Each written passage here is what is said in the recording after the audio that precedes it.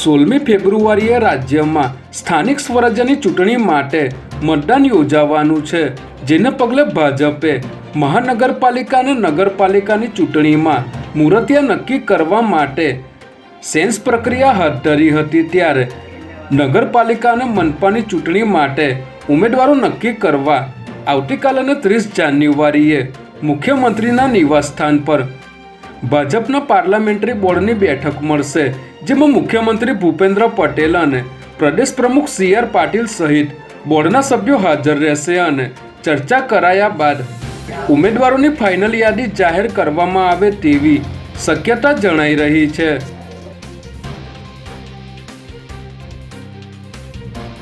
ચાંદલોડિયાથી વ્યાજબી ભાવની દુકાનો માટેના અનાજની ગેરકાયદેસર હેરાફેરી કરતા 3 શખ્સને ઝડપી લેવામાં આવ્યા છે, જેમાં અમદાવાદના ચાંદલોડિયા વિસ્તારમાંથી સરકારી અનાજનો જથ્થો ભરીને કાળાબજારીમાં વેચવા જવા માટે પિકઅપ ડાલું નીકળ્યું હોવાની માહિતી અન્ન અને નાગરિક પુરવઠા બોર્ડના અધિકારીને મળી હતી, જેના આધારે આ પિકઅપ ડાલાને સાંતેજ પાસે રોકાવીને તપાસ કરતા તેમાંથી ઘઉંના 31 કટ્ટા અને ચોખાના 45 કટ્ટા મળી આવ્યા હતા। ત્યારે પિકઅપ ડાલા સહિત 8 લાખ ઉપરાંતનો મુદ્દામાલ કબજે કરી 3 આરોપીઓની ધરપકડ કરવામાં આવી છે।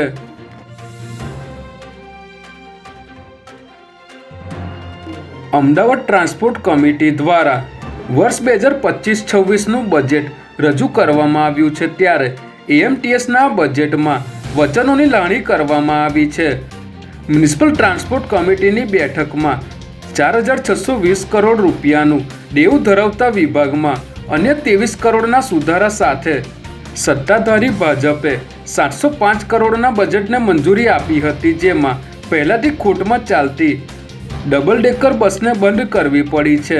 તેમ છતાં 8 કરોડ રૂપિયાના ખર્ચે નવી 4 ઇલેક્ટ્રિક ડબલ ડેકર બસની ખરીદી કરવામાં આવશે। આ સિવાય ધોરણ 10 બાદ શાળામાં અભ્યાસ કરતી વિદ્યાર્થીનીઓને ટિકિટના દરમાં 85% સુધીની રાહત આપવામાં આવશે।